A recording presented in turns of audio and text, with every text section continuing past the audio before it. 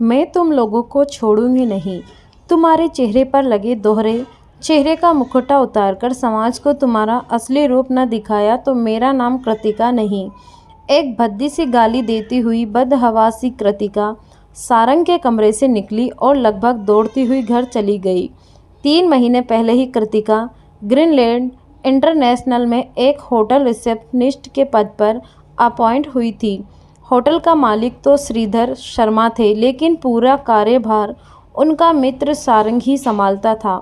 कृतिका को यह जॉब भी सारंग की ही सिफारिश पर ही मिली थी, क्योंकि उसका सांवला रंग देखकर श्रीधर ने तो ना ही कह दिया था। बस तभी से वह सारंग का बहुत सम्मान करने लगी थी।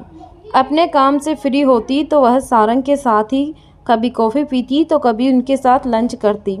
सारंग के साथ कृतिका की निकटता किसी से छिपी न थी। उसके सहकर्मियों ने कई बार उसे सारंग के रंग मिजाजी स्वभाव के लिए उसे आगाह किया, लेकिन वह यह सोचकर नज़रअंदाज कर देती कि जिस इंसान ने उसे नौकरी दिलवाकर उस पर एहसान किया हो वो तो गलत हो ही नहीं सकता। एक दिन सारंग ने जब कृतिका से कहा कि आज कुछ एक्स्ट्रा वर्क है, तुम रुक जाना, तो वो मना न कर सकी। 7 बजे जब सभी स्टाफ चले गए तो सारंग ने उसे अपने केबिन में बुलाया। वहाँ जाकर उसने सारंग के साथ 2-3 सम्राट लोगों को बैठे देखा तो वो चौंक गई। उसे कुछ झटका सा लगा। वह मुड़कर जाने लगी तो सारंग ने लपटकर उसका हाथ पकड़ लिया और बोला कि आज इन लोगों को खुश कर दो। सारंग, जिसे वह अपना हमदर्द समझती थी, उसका ऐसा घिनौना रूप देखकर तो उसके पैरों तले से ज़मीन ही निकल गई। उसने साधु बाबाओं के दोहरे रूप के बारे में तो सुन रखा था, लेकिन ऐसे एजुकेटेड और हाई सोसाइटी नकाबपोशों को आज पहली बार देख रही थी। सारंग की चुंगल से उसने स्वयं को छुड़ाना चाहा तो समाज के दोनों सफ़ेद पोशों उसकी ओर बढ़े। तब वह चंडी बनकर रह गई। वह अकेली निहत्थी अवश्य थी, लेकिन कमज़ोर नहीं। उसने अपने कुदरती शस्त्र नाखून और दांत का प्रयोग कर स्वयं को उनके चंगुल से मुक्त किया और उनके चेहरे पर लगे समाज सेवक के मुखौटे और अनावृत करने का ठान लिया।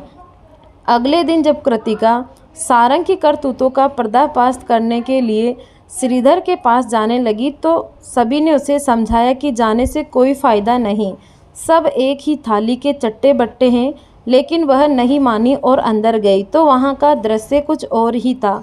सारंग पहले ही कृतिका के खिलाफ श्रीधर के कान भर चुका था। श्रीधर ने उसे एहसान फरोश कहा और बोला कि काम नहीं करना तो रिज़ाइन कर दे। कृतिका के पास कोई चारा नहीं था। उसने नौकरी छोड़ दी, लेकिन सारंग को बेनकाब न करने का अफसोस उसे अभी भी था। एक दिन उसकी मुलाकात श्रेया से हुई, जो एक एनजीओ में काम करती थी और उसकी सहेली भी थी। उसने श्रेया को अपनी परेशानी बताई तो श्रेया ने मुस्कुराते हुए कहा, तू अपनी नौकरी छोड़ दे। क्या मतलब, फिर करूँगी क्या? कृतिका ने पूछा तो श्रेया बोली कि तू फिर से सारंग के होटल में रिसेप्शनिस्ट पर जा। लेकिन कैसे? पूछने पर श्रेया ने उसके कान में कुछ कहा, जिसे सुनकर कृतिका मुस्कुराने लगी। कुछ दिन बाद कृतिका ने श्रीधर को एक माफ़ीनामा मेल करके फिर से उस होटल को ज्वाइन कर लिया। एक बार उसका लुक देखकर सभी हैरत में पड़ गए। मिनी स्कर्ट, टॉप, ज्वेलरी और पैरों में पहने हाई हील वाली कृतिका को देखकर तो सारंग भी दंग रह गया। वह सारंग के पास रहने का कोई मौका हाथ से जाने नहीं देती थी। सारंग भी मछली जाल में फंसती देख बहुत खुश हो रहा था। फिर एक दिन जब सारंग ने उसे रुकने के लिए कहा तो वह तुरंत तैयार हो गई। डिनर के बाद जब वह सारंग के केबिन में गई तो 3 नए चेहरे देखकर वह जरा भी नहीं हिचकिचाई। मुस्कुराते हुए सबका स्वागत किया। बारी बारी से सभी उसे छूने का प्रयास कर रहे थे। वह भी मुस्कुरा रही थी और जैसे ही एक ने उसे अपनी ओर खींचने का प्रयास किया, तभी कमरे में पहले से छिपे बैठे श्रेया और उसका एक सहयोगी ताली बजाते हुए बाहर निकल आए। श्रेया बोली, विधायक जी, कल आप अखबार के मुख्य पृष्ठ पर छपेंगे और मंत्री जी तो टेलीविज़न पर अपना कुकृत्य ही दिखाई देंगे। सब कुछ मेरे मोबाइल में कैद हो चुका है। हंसते हुए कृतिका बोली। तो सारंग सही तीनों की सिट्टी पिट्टी गुम हो गई। बौखलाते हुए सारंग कृतिका पर चिल्लाया, तो यह है तुम्हारी असली रूप? मुझसे नाटक करते हुए शर्म? असली रूप नाटक शर्म? हाँ हाँ, हंसते हुए कृतिका बोली। तुम जैसों के चेहरे पर पड़े नकाब को उतारने और समाज को तुम्हारा असली रूप दिखाने के लिए ही तो मैंने यह मुकुटा लगाया था।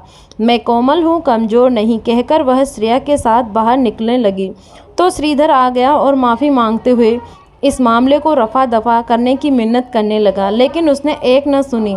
अगली सुबह कृतिका फिर से जब नया काम तलाश रही थी कि उसकी नज़र एक अखबार पर ठहर गई। बिहार के एक अनाथालय में मासूमों के साथ दुराचार करने वाला सफ़ेद पोश सबूतों के अभाव में बाइज्जत बरी। कृतिका का मन व्यथित हो उठा। उसने निर्णय किया कि वह हर उस आदमी को बेनकाब करेगी जो चेहरे पर चेहरा लगाकर मासूम लोगों का शोषण करता है और बेखौफ दोहरी जिंदगी जीता है। उसने ट्रैवल एजेंसी से एक टिकट बुक कराया और अपने नए सफ़र के लिए निकल पड़ी।